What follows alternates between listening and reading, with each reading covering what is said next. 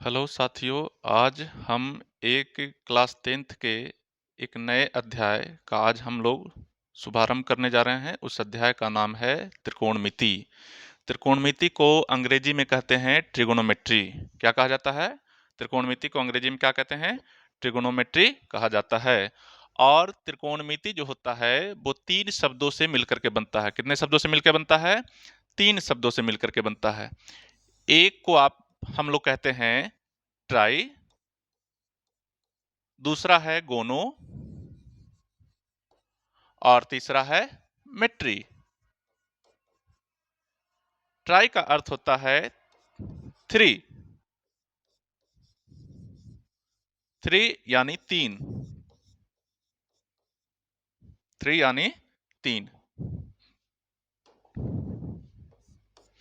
गोनो का अर्थ होता है एंगल। क्या होता है? एंगल होता है। ध्यान से समझिएगा, हर कॉन्सेप्ट को क्लियर करते हुए चलेंगे। इसका अर्थ होता है कोण। मेट्री का अर्थ होता है मीजर। क्या होता है? मीजर। यानी आप जब किसी भी राशि की माप करते हैं तो वो मीजर कहलाता है। अब अर्थात त्रिकोणमिति का अगर देखा जाए तो शाब्दिक अर्थ अगर देखा जाए त्रिकोणमिति का शाब्दिक अर्थ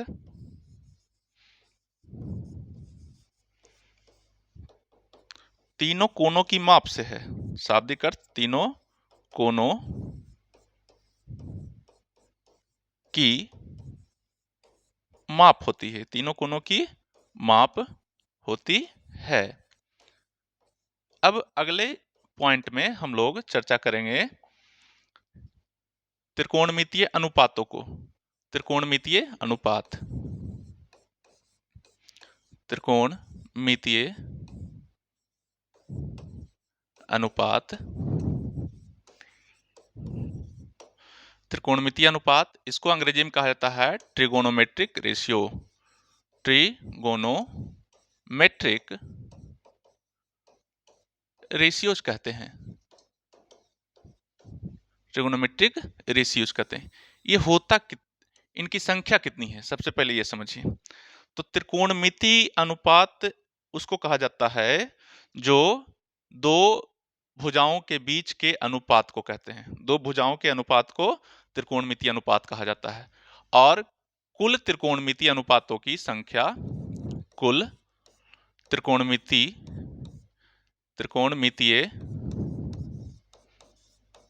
त्रिकोणमितीय अनुपात, कुल त्रिकोणमितीय अनुपातों की संख्या बराबर 6 होती है। अब ये कौन कौन से हैं? तो ये त्रिकोणमितीय अनुपात जो होते हैं इनकी संख्या है साइन थीटा, दूसरा है कॉस थीटा, तीसरा है टैन थीटा, नंबर 4 में है कॉसेक थीटा, नंबर 5 में है सेक थीटा और नंबर 6 में है कॉट थीटा। अगर इनकी फॉर्मूला को अगर देखा जाए तो साइन थीटा बराबर होता है लंब बाई कर्ण, लंब बटे कर्ण होता है। लंब बटे कर्ण।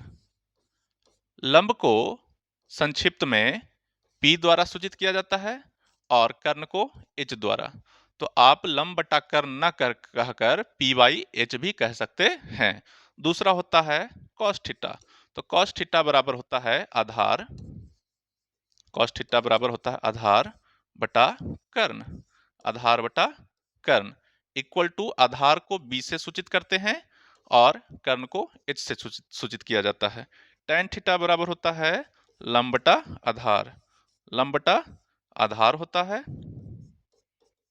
लंब को P से और आधार को B से सूचित करते हैं।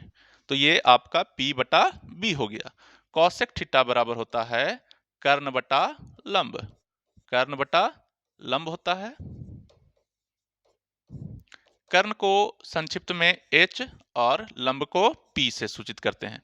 सेक थीटा बराबर होता है कर्ण बटा आधार, कर्ण बटा आधार होता है,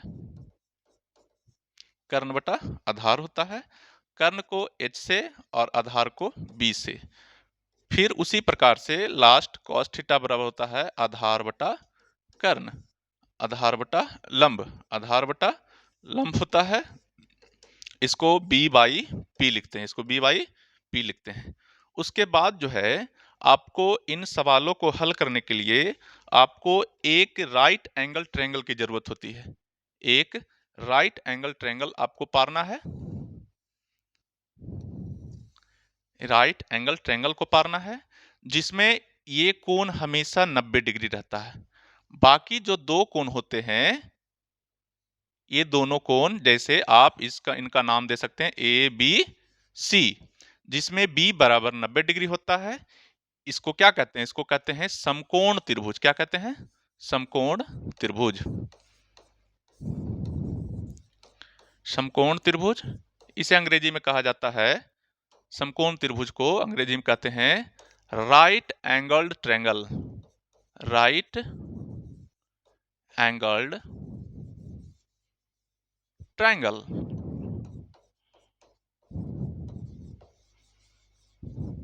राइट एंगल ट्रायंगल इसको कहा जाता है right angle triangle. Right angle triangle में होता क्या है कि एक कोण 90 डिग्री होते हैं, बाकी दो न्यून कोण होते हैं। अगर राइट एंगल ट्रायंगल की अगर परिभाषा की चर्चा की जाए तो वह त्रिभुज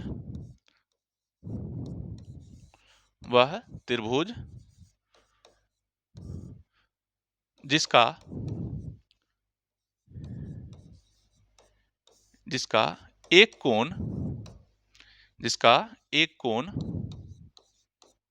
समकोण हो, एक कोण क्या हो? समकोण हो, समकोण हो, तथा अन्य दो कोण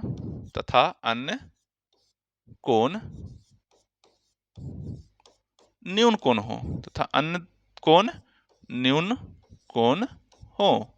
न्यून कोण अर्थात न्यून कोण को अंग्रेजी में बोलते हैं एक्यूट एंगल, एक्यूट एंगल कहते हैं, न्यून कोण हो। क्लियर है?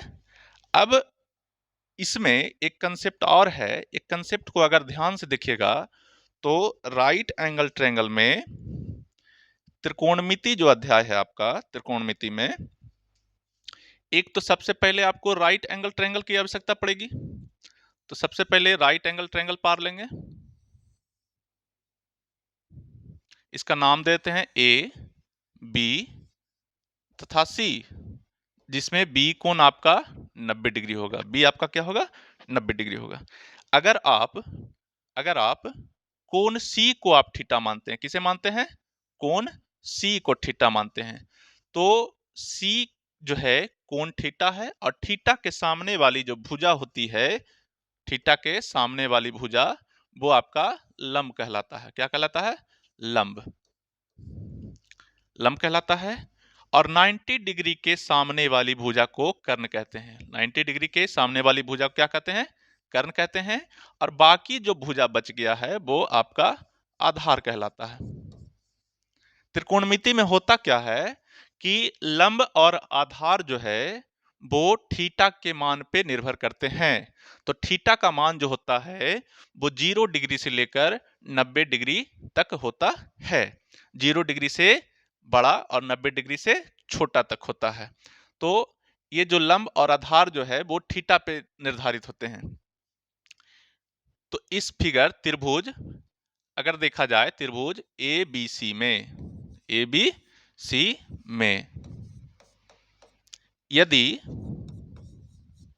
यदि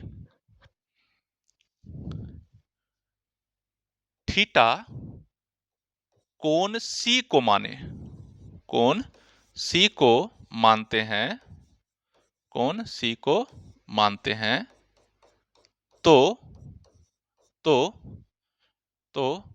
लंब बराबर, लंब क्या हो जाएगा? लंब का मान हो जाएगा इसमें ए बी, लंब का मान क्या हो जाएगा? A B. उसके बाद आधार इसमें क्या हो जाएगा? आधार इसमें हो जाएगा आपका बी सी, तथा कर्ण, कर्ण बराबर क्या हो जाएगा? कर्ण बराबर आपका हो जाएगा, कर्ण बराबर आपका हो जाएगा AC। हमेशा ध्यान रखिएगा कि त्रिकोणमिति में लंब और आधार आपस में चेंज होते हैं, कर्ण में कोई परिवर्तन नहीं होता है। कर्ण हमेशा जो है आपका यही रहेगा। जब भी परिवर्तन होगा तो वो लंब और आधार आपस में परिवर्तन करते हैं, और वो परिवर्तन होता है कोण के आधार पे। अगर आप कोण C को थीटा मानिएगा तो लंब आपका AB हो जाएगा और आधार आपका BC हो जाएगा। अगर कोण एक त्रिभुज और पाड़ते हैं, एक समकोण त्रिभुज और लेते हैं, एक समकोण त्रिभुज और लेते हैं, इसका नाम देते हैं ABC। यदि कोण A को आप थीटा मानते हैं, कोण A को थीटा मानते हैं, तो थीटा के सामने वाली जो भुजा होती है वो आपका लंब कहलाती है। तो थीटा के सामने वाली भुजा क्या है? BC। तो BC अब जो है लंब हो जाएगा, AC आपका आधार हो जाएगा, और कर्ण में कोई परिवर्तन नहीं होगा, कर्ण में कोई परिवर्तन नहीं होगा। यहां तक क्लियर है? यहां पर फर्स्ट कंसेप्ट। सेकंड कंसेप्ट अगर देखिए, यदि यदि थीटा कोण A को मानते हैं, किसे मानते हैं? कोण A को मानते हैं, मानते हैं तो तो लंब आपका, लंब बराबर BC हो जाएगा, आधार आपका, आधार आपका AB हो जाएगा, और हम जानते हैं कि कर्ण में कोई परिवर्तन नहीं होता, कर्ण आपस में बदलते नहीं है, कर्ण कर्ण जो होता है वो स्थिर होता है, तो इसमें कर्ण आपका AC रहेगा। क्या रहेगा? AC होगा। उसके बाद अब आगे कंसेप्ट पर चर्चा करते हैं। तो एक तो हो गया आपका लंब, आधार और कर्ण, ये तीन चीजों की जरूरत होती है। अगर तीसरे कंसेप्ट की अगर बात की जाए तो एक पाइथागोरस प्रमेय है। क्या है? पाइथागोरस, पाइथागोरस थ्योरम, पाइथागोरस प्रमेय। इसको अंग्रेजी में पाइथा इस प्रकार से लिखते हैं, पाइथागोरस थ्योरम। पाइथागोरस थ्योरम क्या कहता है कि एक राइट एंगल ट्रायंगल है, एक क्या है? राइट एंगल ट्रायंगल है, जिसका नाम ABC दे दीजिए, जिसमें कोण B आपका 90 डिग्री होगा। पाइथागोरस थ्योरम कहता है कि कर्ण का वर्ग, कर्ण का वर्ग, कर्ण का वर्ग बराबर लंब का वर्ग, लंब का वर्ग और आधार का वर्ग, और आधार के वर्ग, लंब का वर्ग और आधार के वर्ग के योगफल के बराबर होता है कर्ण का वर्ग। क्या होता है? लंब का वर्ग और आधार का वर्ग के योगफल के बराबर होता है कर्ण का वर्ग। तो इसे संक्षिप्त में आप लिख सकते हैं H का स्क्वायर बराबर P square plus B square. तो यहां से फॉर्मूला निकल जाएगा H बराबर square root P square plus B square. ठीक है? यहां से एक फॉर्मूला और निकलता है कि अगर H आपको दिया हो, P दिया हो, आपको B निकालना हो, क्या निकालना हो?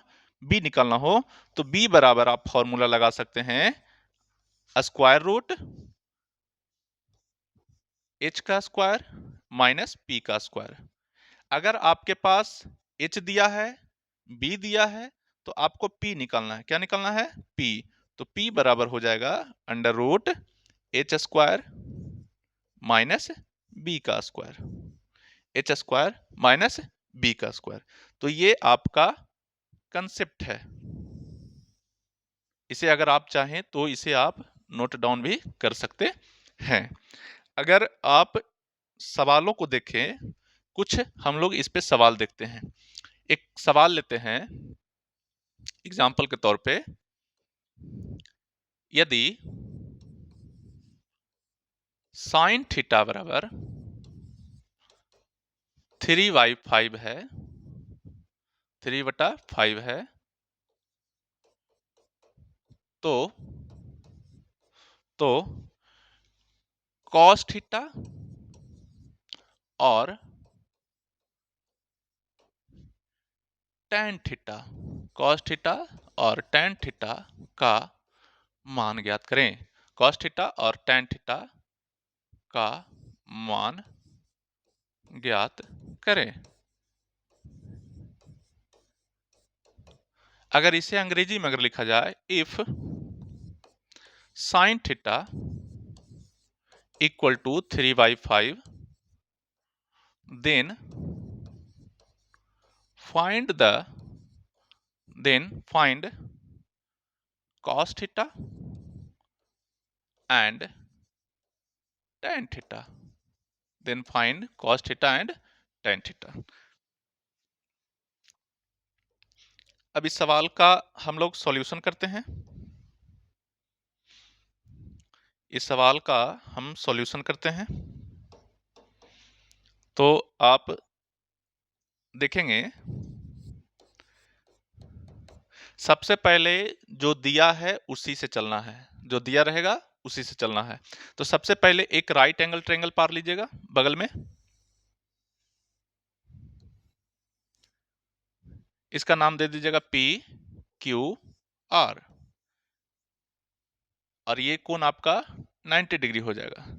आप चाहें तो कोण P को आप थीटा मान सकते हैं या कोण R को आप थीटा मान सकते हैं। दोनों में से आप जिसे चाहें उसको आप थीटा मान सकते हैं। क्यों? क्योंकि यही दो कोण न्यून कोण है और थीटा का मान हमेशा न्यून कोण ही रहता है, 0 से बड़ा और 90 से छोटा रहेगा। तो आप मान लेते हैं कि कोण R बराबर थीटा, कोण R बराबर थीटा। जरूरी नहीं है कि इसका नाम PQR ही हो, ABC कुछ भी आप रख सकते हैं। तो अगर सवालों को देखा जाए तो देखिए साइन थीटा बराबर दिया है 3/5, 3/5, और साइन थीटा का फॉर्मूला होता है लंब बटा कर्ण, लंब बटा कर्ण होता है, लंब बटा कर्ण होता है। लंब का वैल्यू आपके पास है 3 और कर्ण का वैल्यू है आपके पास 5। तो आपको सबसे पहले जो नहीं दिया है उसको सबसे पहले निकालना है। तो लंब दिया है, कर्ण दिया है, आपके पास आधार नहीं मालूम है, तो आधार का फॉर्मूला लगाएंगे। आधार का फॉर्मूला यानी b बराबर होता है स्क्वायर रूट h का स्क्वायर माइनस p का स्क्वायर। तो आपके पास h का मान कितना है 5, तो 5 का स्क्वायर और माइनस 3 का स्क्वायर। तो 5 का स्क्वायर कितना हो गया, 5 का स्क्वायर 25 हो गया और माइनस 3 का स्क्वायर 9 हो गया। तो यहां से 25 में से 9 जाएगा तो बचेगा 16। अब 16 जो है 16 यहां से b बराबर आपका निकल के आ गया, b बराबर आपका निकल के आ गया 16 का स्क्वायर रूट कितना होता है 4 हो गया। तब यहां पर आप दे सकते हैं ये आपका आधार हो गया,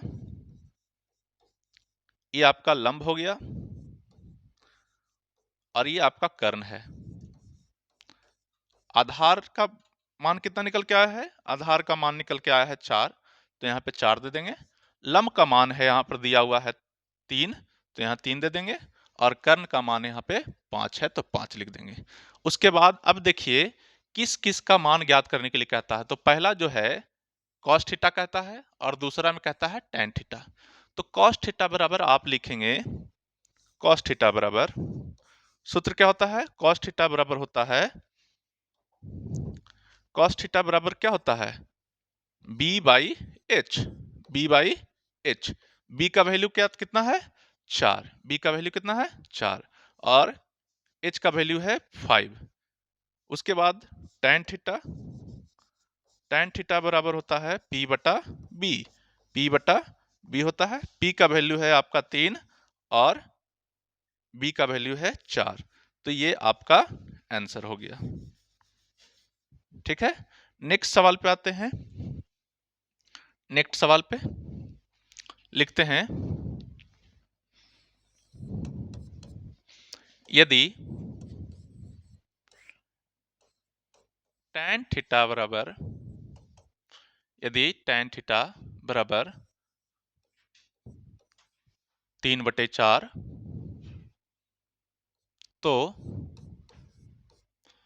तो सभी त्रिकोणमितीय अनुपातों को ज्ञात करें।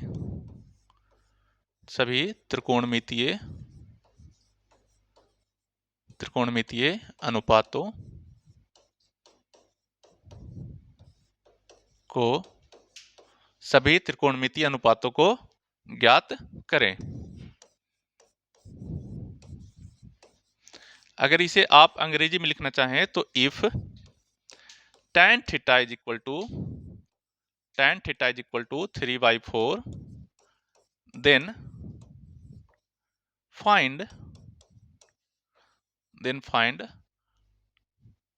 all trigonometric ratios, all trigonometric